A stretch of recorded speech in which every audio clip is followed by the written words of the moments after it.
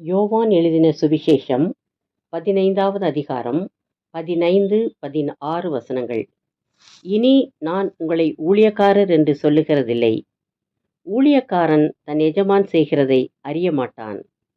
நான் உங்களை சிநேகிதர் என்றேன். ஏனெனில் என் பிதாவினிடத்தில் நான் கேள்விப்பட்ட எல்லாவற்றையும் உங்களுக்கு அறிவித்தேன். நீங்கள் என்னை தெரிந்து கொள்ளவில்லை, நான் உங்களை தெரிந்து கொண்டேன். நீங்கள் என் நாமத்தினாலே பிதாவை கேட்டுக்கொள்வது எதுவோ அதை அவர் உங்களுக்கு கொடுக்கத்தக்கதாக நீங்கள் போய் கனி கொடுக்கும்படிக்கும் உங்கள் கனி நிலைத்திருக்கும்படிக்கும் நான் உங்களை ஏற்படுத்தினேன். நீங்கள் யாரென்று உங்களுக்கு தெரியுமா? நீங்கள் யாரென்று இயேசுவுக்கு உங்களை தெரியும். நீங்கள் யார்? என்ன வேலை செய்கிறீர்கள்? எங்கே இருக்கிறீர்கள் என்று யாராவது உங்களிடத்தில் கேட்டால், நீங்கள் ஒரு குறிப்பிட்ட குடும்பத்தின் பெயரைச் சொல்லி அவருடைய மகன் அல்லது மகள் என்று சொல்லுவீர்கள். ஒரு நல்ல இடத்தில் உயர்ந்த பதவியில் இருக்கிறேன் என்று சொல்லுவீர்கள். இப்பொழுது நான் இந்த ஊரில்தான் இருக்கிறேன் என்று ஒரு ஊரின் பெயரை சொல்லுவீர்கள்.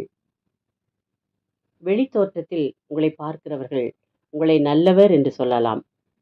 உள்ளிந்திரியங்களையும் இருதயத்தையும் சோதித்தறிகிற இயேசு உங்களை யார் என்று தெரிந்து வைத்திருக்கிறார். மோசே தன்னை ஆடுகளை மேய்க்கிறவன் என்று எண்ணிக்கொண்டிருந்தான். தேவன் முட்செடியின் நடுவிலிருந்து உண்டான அக்கினி ஜுவாலையிலே நின்று அவனுக்கு தரிசனமாக்கி, நீ ஆடுகளை மேய்க்கிறவன் அல்ல, உன்னை தீர்க்கதரிசி என்று இனி அழைக்கிறேன் என்றார்.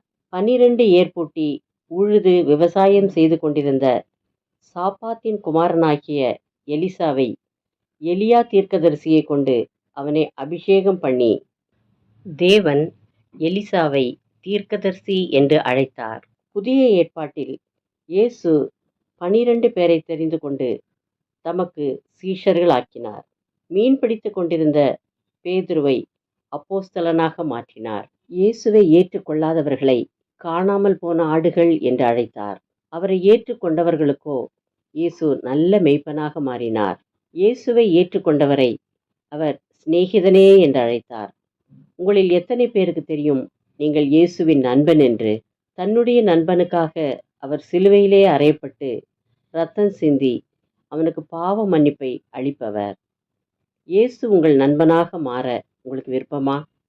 இன்றே அவரை உங்கள் சொந்த இரட்சகராக ஏற்றுக்கொள்ளுங்கள். அவருடைய நண்பனாக மாறுங்கள். ஜெபம். இயேசுவே, உம்மை என் சொந்த இரட்சகராக ஏற்றுக்கொள்கிறேன். என்னை உம்முடைய நண்பனாக ஏற்றுக்கொள்ளும்.